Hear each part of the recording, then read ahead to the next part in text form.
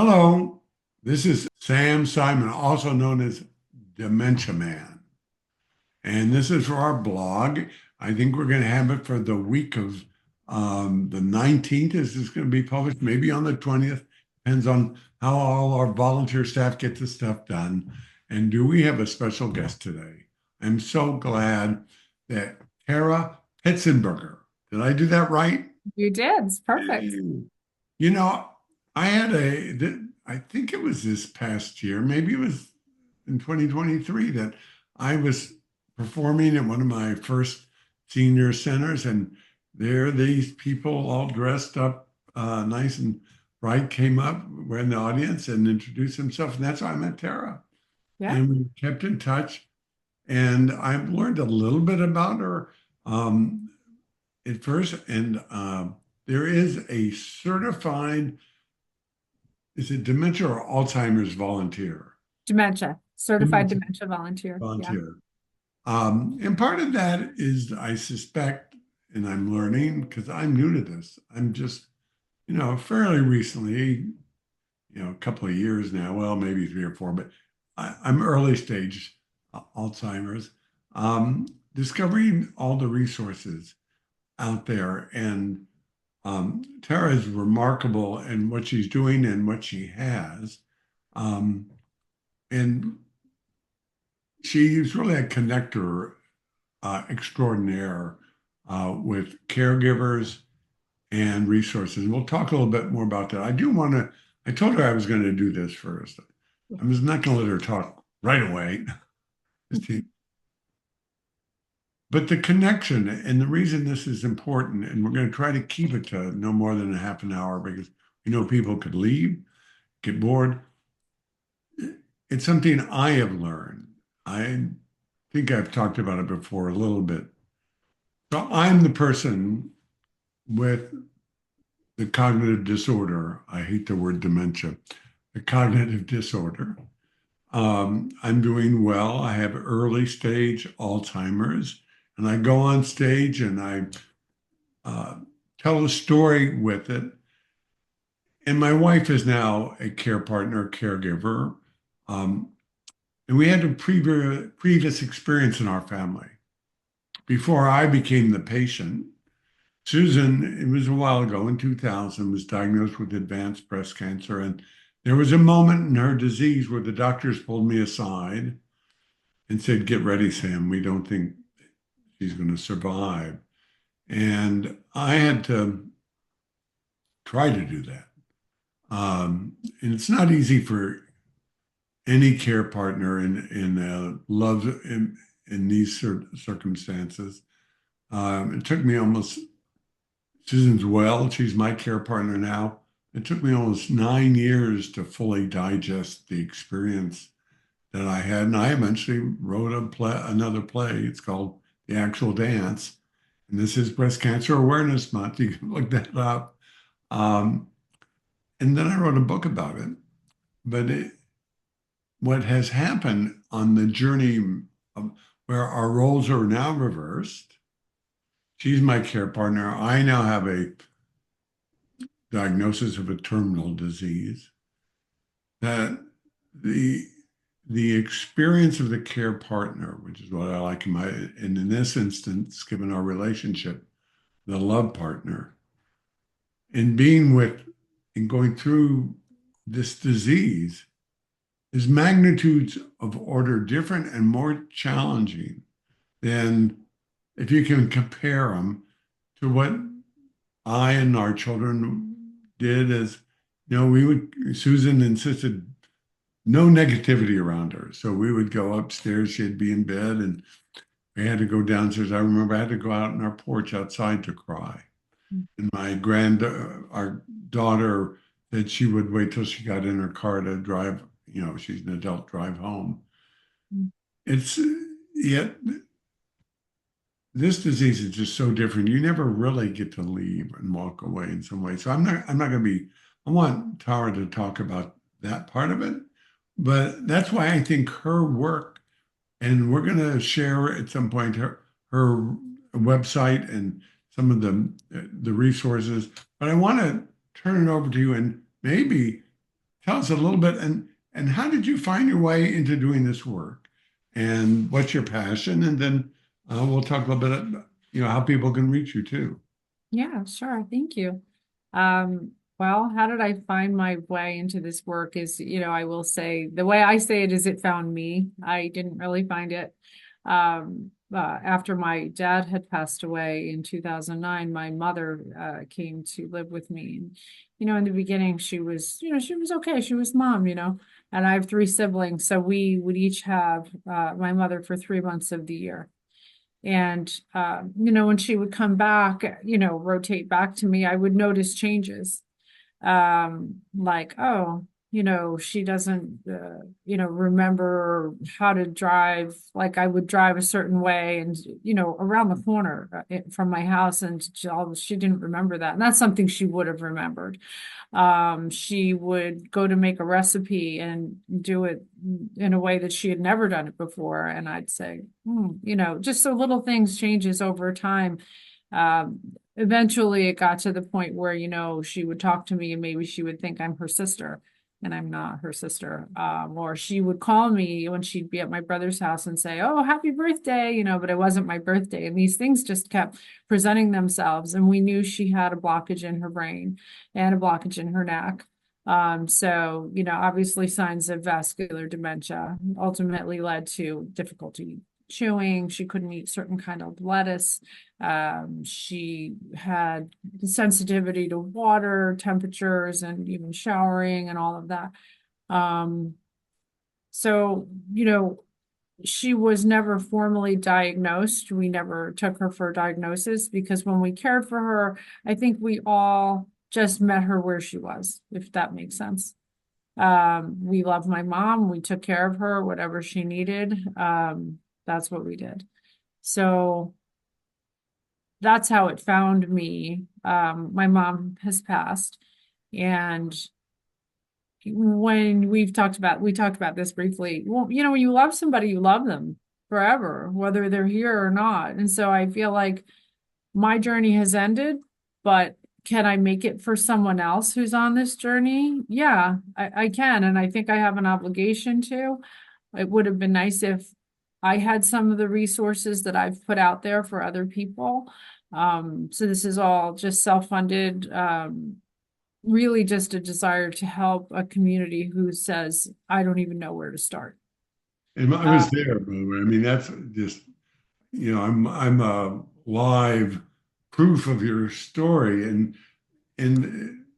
I know so many people now as we're in it that you get the diagnosis and you just don't know what to do or who to trust. Yes. It's a huge point, by the way. You know Yes. that. Absolutely. So after she passed, I tried to think of, what would have been helpful for me, to, find resources, to get help, to answer questions, to understand what this is. What am I really dealing with here? She wasn't able to walk as well as she used to. Um, just a lot of things that now looking back were so obvious. But when you're in it, it's just not as obvious. Um, so that's where I put together this website. It's got a bunch of resources. And you live in the Northern Virginia area. Yes. You are a certified volunteer, so that enables you to be very engaged in different communities. I know that there are, Alzheimer's Association or senior Mhm. living centers, and are always looking for people. Yeah. But I might, if it's all right with you, what I'd like to do is share your website a little bit. Not Yeah, a little bit. sure. There's no, Yeah. Yeah. I no such thing as little bit. Share it. Let me just make sure I can do this because I want. There's a part of this that, if I could, I would cheat and duplicate it, but I'm not. It's the kind of thing I say that jokingly because it's the kind of thing that families need so desperately. So Yeah. uh, let me get this. I think I can. I do here. I do. Let me get my before. Sorry. that's not, let me, what do I do here? Do this again. There we go. There we go. Oh, look at that. Hit share. Ooh, I think There it's it working. is. There it There is. it is. And um, how do you pronounce that word? It's pronounced connected. I think that is only connected, even though it's a Q. Connected. Yeah, for trademarking reasons and things like that, it had to have a interesting spelling. So that's what we came up with. And once I think you understand it, you understand it. And the Q is shaped kind of like a power button. So it connects you on this website to, various links to resources. So in fact, and if you're a caregiver, you can take a survey here.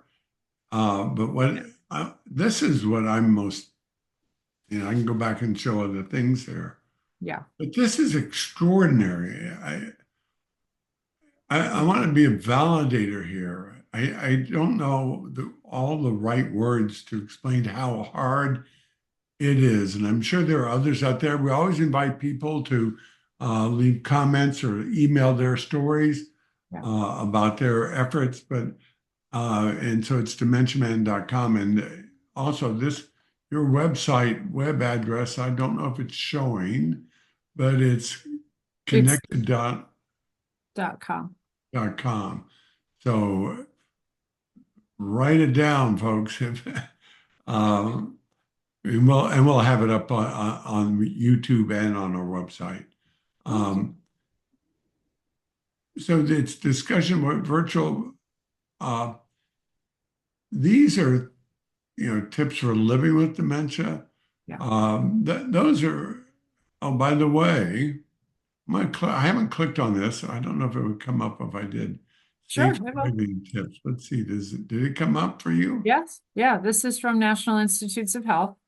This is an article about driving safety and when maybe someone should consider not driving. You know, So let me tell you a little story real quick. okay. Um,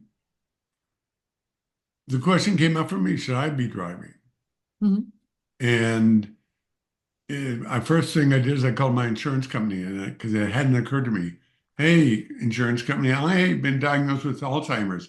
Do you still insure me? Wow. They said yes. Okay. Then used to be a lawyer way back when, and I said, but if I'm still in an accident and they learn that I have this disease, maybe they'll take every penny, take my house, that the people who, if it's my fault, would think it's caused by that I should have stopped driving. So I Mhm. found that my neurologist wrote a prescription for me to be tested at a you call it vocational rehabilitation place, rehab place. They Okay. have a program to um, test your cognitive abilities to see if my reactions are fine. They Mhm. have one of those things is they put up a board and the light goes red and you touch where the right light is red until they tell you to stop. Okay. And I was so proud I did 50 of them. 53 of them rather. Wow. I moved my 50 in a minute. I said, wow. They said 50 is passing. Okay. So I barely passed. Well, but you passed. You passed. But, but I finished it and I was certified as capable, though they made a recommendation that I be rechecked. But it's so great that you have the resource. Now, let me see how I go back to the top. You can tell me that. Oh, Well, I think that you can probably just re-click on the main homepage. I'm trying to figure out. Oh, there you like that. Oh no, that's the. No, the homepage for the website. Well, I'm Do you gonna see stop it? sharing and go back to it. Okay. Yeah. So, but again, having that kind of resource, Mhm. and you saw all those different places, um, are to me really amazing. Think about it. Thank you. Yeah, Yeah. we have Well, we have links to, like I'm a caregiver for my parent, or someone, you're a caregiver and you want to know what the IRS regulations could be, maybe to have some kind of deductions for that. It'll bring you to the IRS website. If yeah, it's kind of far down. It's if you keep scrolling. I just saw a notice like, Yeah, IRS deductions. look at that. Oh, no, I need to look at that. Yeah. So Uh, and then there's government paid family care in some instances. I have a link for Medicare. I have a link for Medicaid. Um, yeah, no, and electronic companion pets, I should get up and show mine. I have a little story about it. Um, sure. let's see if real quick I'll play. Oh, there it is. Pups. I have that pup right there. Oh, cute. My mother had the brown and white one. And what it was, there is a, group in northern a hospice that is advertising their services. They talked about those poor people with these cognitive diseases living miserable lives. And I called them up and said, wait a minute, what kind of language is that? Right. And they changed the ad. They thanked me and they sent me a free puppy. Oh, wow. Fantastic. They are, and of course, we have a real dog too, but which Yeah. we love. I'm a big recommend. Pay. Let me see if I can Yeah. keep. My mother had to give up her dog. So I got her one of those and she really liked it. That's great, but that's because I have I have a good caregiver. Yeah. Uh, so we're back to this. Oops, board games, but oh come on, Sam, how do I get back to that? Anyway, so you've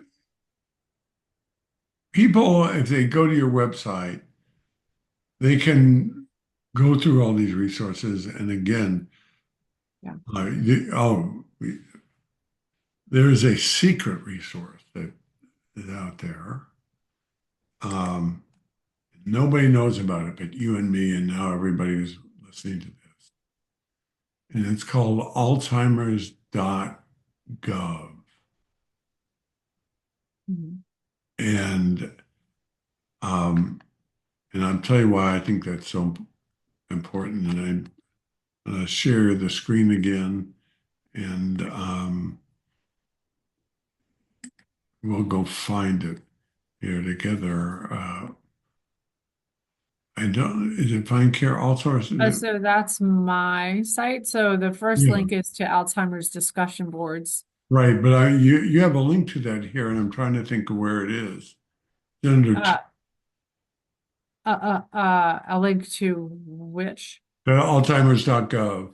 So I think some of these, it might be more than one that links you to Alzheimer's .gov. It might be, is it the one to find clinical trials? I'm not sure. But tell you what, rather than going in and out and making people dizzy, we'll stay Okay. here for a second and just talk about it.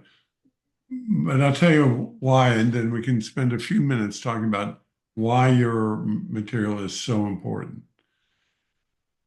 Because I did not know it. I had this disease and I was hunting for data. Yeah. And there's some at the Alzheimer's Association. I've had mixed feelings about them. They've turned out to be a good resource. Yeah. And my mixed feelings was because my major exposure to them been given was their fundraising. And I think, well, I'll just speak for myself. I was tired of it. Yeah. Oh, well, and there's the other reason. And I think you can validate there are so many scams out there. Oh, yeah. There are so many, even some very respectable MDs have things that I consider, you don't have to say this, I consider like scams or, you can pay $10,000 and come to my clinic and Oh, mhm. have our keto diet and you'll be, and it's advertised as the end of Alzheimer's. And they said, we don't say there's a cure. We just call the program the end of Alzheimer's. Well, what do you mean? Right. I'm very, so your stuff is all in some ways vetted, Yeah. and Alzheimer's.gov doesn't promote any of that stuff, any of that. I remember when I was struggling with it really early on, what the average person might do is go to Google. Hmm. And there was this woman who made the soup for her husband, and oh, he got well. You can buy my soup for 1995. On and on and on. And I was so that's why. I mean, I haven't found anything like your assemblage of wide variety of all, as far as I can see, reliable, particularly government-based often, uh, Absolutely. and regional or local. So I put my zip code in, Yeah. and boom, all these, a lot of resources I still didn't know about, and they're in my community. So Hmm. I know I've been doing more talking than not. I do want you to again give your website and what you do. And if somebody were to contact you, and what do you think you could do if they still had questions? I see you have a survey form and the like. Why don't you just describe a little bit what that might be? How Yeah, sure. So if you wanted to contact me, if you have questions about or suggestions for other resources you would like for me to link here, maybe you have a question about something that I don't have a link for, you could reach me on the contact us. And in terms of the link you were talking about where you put in your zip code, that's under a box called Find Care Resources Near You. And every county has an Office of Aging. And I don't know that that's very widely known. But if you click on that link and you put in your zip code, it'll give you the Office of Aging near you and the resources in your area. And it's a starting point, again, to make a phone call and say, what can you do to help me? Here's my situation. Um, and then the survey is really related to, what do care partners want and need? What kind of technology or what could I help develop that you would be interested in using to help you and your loved one on this journey? Because this is, this is a long time. I mean, it can be 10 or more years. So, what can I do to help? And so that's where the survey really comes in. And I do look at that. It's administered by SurveyMonkey. It's completely anonymous, but I can see the results and I can see what people might be interested in for the future to help them. and people Above can and beyond the website. I'm sorry, yeah. and people can contact you and be in touch with you by email in some way. Yeah, if you go to the contact us button, I believe it Yeah. has an email. You put the and you can be back in touch with them and that sort of thing. Yeah, I'd be checking my emails and see if anyone comes in with a question or a suggestion and I can reach back out. So what if you were to, I'm trying to figure out how to ask this question, which could challenge you. Um, what do you think or might be the top three either immediate needs of somebody or almost misconceptions? So I'm a caregiver. My husband has been diagnosed. Sort of a suggestion for them. One, I would say go to this website. Yeah, absolutely. And it's so easy to use too, by the way. It's just not complicated. And it's very, but what is sort of, do you have, I mean, we haven't rehearsed this question, so maybe she doesn't have an answer. But a word or two of advice and then an invitation to that person, take a breath maybe, or, come visit and find some resources. The person who's significant other now, they're all of a sudden a caregiver in the dementia field. Hmm. What is your sage words of advice? An invitation, maybe. I think everybody does the best they can. If you're leading with love and patience and kindness and care, you're doing great. I think people beat themselves up. I'm not doing enough. I should be doing, or I'm doing the best I can. Is it enough? And I would say if that's how you're leading, again, with, love and patience and care, then yes. And using as many resources as you can, understanding this can be somewhat isolating too. Unfortunately, I don't know if you've experienced this, but sometimes some of the people that you think might step forward don't, and that's disappointing. And over time, it's something that you're still living with, but other people seem to maybe have moved out a little bit. So I think the loneliness is real for the caregiver and the person they're caring for. It can be. Um, so ways to combat that is try to remain socially engaged as much as possible. Try to meet people maybe in a similar situation who are looking to, create this new functional and emotional network.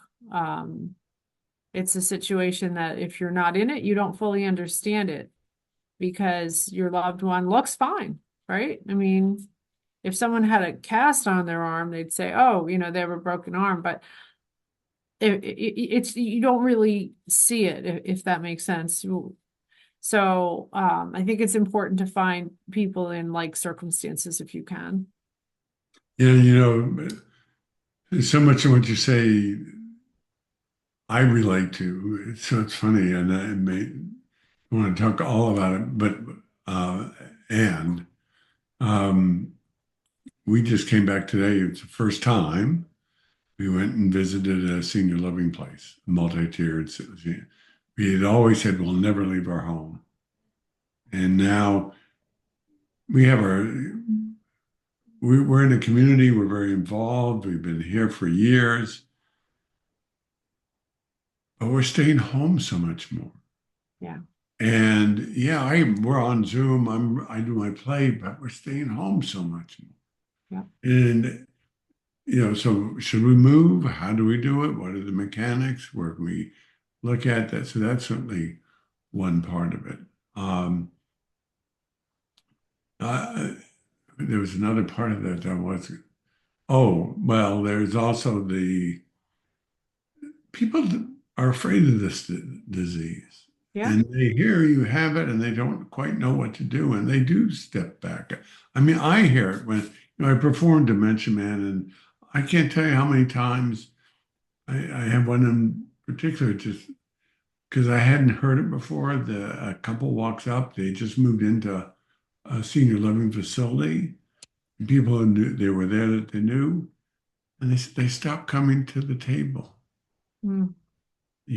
People particularly who were, so it was in the independent living, not that they had, so they were different. They had the disease of the people who were living in the place we were. So, but I mean, we sense it a little bit. Nobody says it. They don't think they're doing that, but there's this huge tragedy narrative around the disease. There are these stereotypes of Mhm. people like me who they think just go, it's not true. My doctor said it could be 5 to 10 years before things get a lot worse. Right. It's been probably almost 6 years since my very first diagnosis of something, which was mild cognitive impairment. So, and I do sense things coming, and so we went to look at what our options are. And I'll tell you, I want to stay home if I can, Yeah, of course. but Everybody does. on the other end, there'll be things to do, and there's you know programs and teachers and support people. And here I've got neighbors, but they're not carrying their job isn't to help. So again, um, spell it out slowly, the name of the website. Sure, it's QIN, like Nancy, EKTD, connected. .com. Mhm. Yeah, well, I hope people have stayed with us. I love what you're doing, and I know I'm going to see you around and be around in the Yeah, community, and and I urge anybody who sees this. Um, it's going to be up on our YouTube channel, and it'll stay there. And hopefully, people will refer people to this and can see you and can find your stuff. Thank you, Tara. yeah. Thank Thank you. Thank you. And you. I've seen your play and I love it. And I think everybody should see it. Truly, And it's thank, amazing. You're well, incredible. and thank you for the resource. I'll say it again. Right now, I have not found any single place with this kind of resource. So thank you so much. And everybody who's watching, share this, let people know about this wonderful resource. Thanks for having me, Sam. Thanks, everybody.